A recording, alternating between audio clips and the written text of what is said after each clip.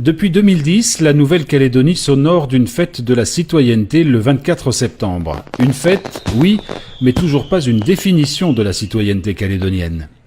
Dernièrement, le préambule du projet éducatif, voté à la quasi-unanimité par les élus du Congrès le 15 janvier dernier, fait lui aussi référence à la citoyenneté calédonienne. Un texte, oui, mais pour une réalité qui est toujours en gestation.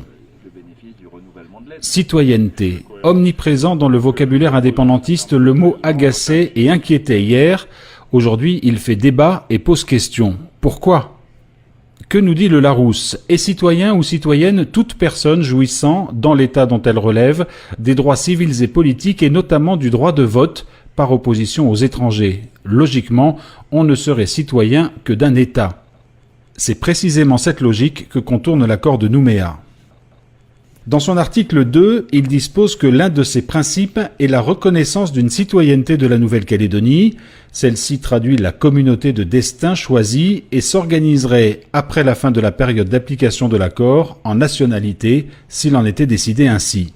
Même affirmation dans le préambule de l'accord, il est aujourd'hui nécessaire de poser les bases d'une citoyenneté de la Nouvelle-Calédonie, permettant au peuple d'origine de constituer avec les hommes et les femmes qui y vivent une communauté humaine affirmant son destin commun. Si l'on se réfère à l'accord de Nouméa et citoyens calédoniens, les personnes majeures après novembre 98, dont au moins l'un des deux parents est citoyen, c'est le droit du sang. Les personnes justifiant de 10 ans de résidence en Nouvelle-Calédonie, c'est le droit du sol, mais en 2007, la Constitution française a été modifiée pour geler le corps électoral calédonien à la date de novembre 98. Désormais, plus aucune personne arrivée après cette date ne peut devenir citoyenne. Il n'y a plus de droit du sol, seul demeure un droit du sang. Le citoyen calédonien appartiendrait donc au corps électoral restreint, bénéficierait des dispositions en faveur de l'emploi local et s'attacherait à construire le destin commun. Mais aucune définition ne saurait s'appuyer sur une citoyenneté figée dans le temps.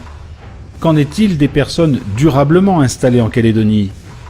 Aujourd'hui, celles arrivées après 98 ne rejoindront pas le rang des citoyens, quelle que soit leur durée de présence. Leurs enfants non plus, même s'ils sont nés en Nouvelle-Calédonie. Et demain, quels seront les critères qui définiront qui est citoyen ? Mais même si nous parvenons à définir la citoyenneté, ces critères ne définissent pas tout. La quête de la citoyenneté pose la question de l'identité calédonienne et donc celle des valeurs partagées. Or, l'identité calédonienne fait encore débat. Les Calédoniens comprennent en effet deux grands groupes sociaux, les Kanaks dont l'identité ne fait plus débat, et les non-Kanaks pour lesquels la quête identitaire est incertaine. Pourtant, en 20 ans, bien du chemin a été parcouru. En juin 2008, soit à l'occasion des 20 ans de l'accord de Matignon et des 10 ans de l'accord de Nouméa, le gouvernement a adopté dans le consensus 3 signes identitaires, les moins controversés sur les 5 prévus par l'accord. Le graphisme des billets de banque, l'hymne calédonien, dont les paroles « Soyons unis, devenons frères » comprennent un refrain en français ainsi qu'en ngonais. Et la devise du pays, terre de parole, terre de partage.